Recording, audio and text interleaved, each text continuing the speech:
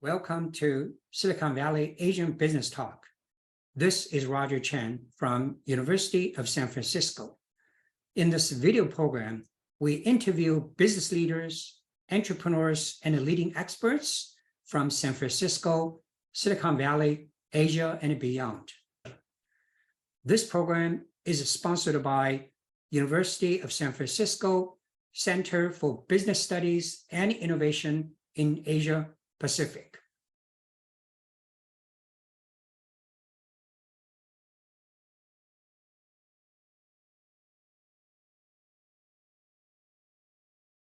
The other dimension I can offer is I think the especially Asian entrepreneurs of our generation have a deep sense of confidence, which my generation was missing.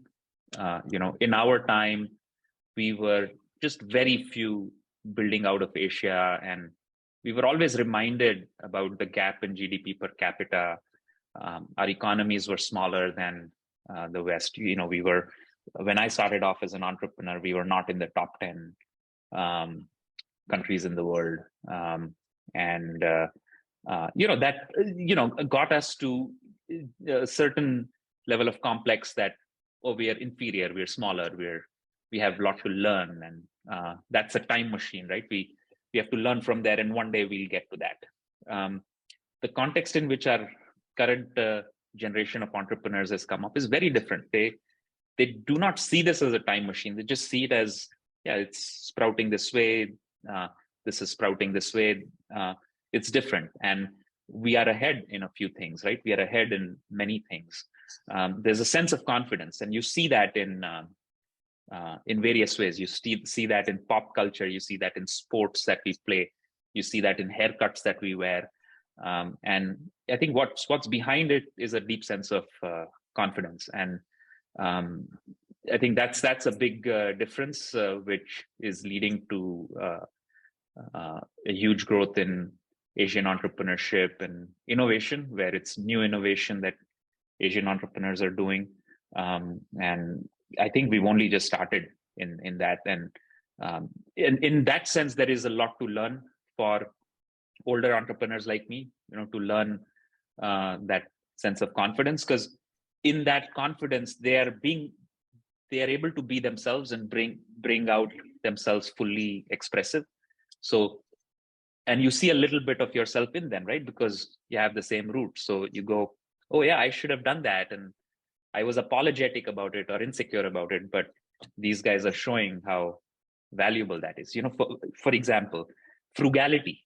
In the US, the consumption culture is such that saving money or spending less is seen as a sign of weakness, or there's almost a sense of entitlement of, this is what it costs. This is what I need to pay, right? Whereas I've seen more international entrepreneurs, not just Asian, also, Europeans be much more conservative about spending money and being financially responsible.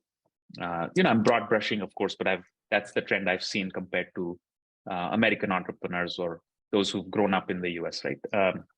And that's hugely beneficial. In the early days of entrepreneurship, it's so critical to be frugal and fiscally responsible.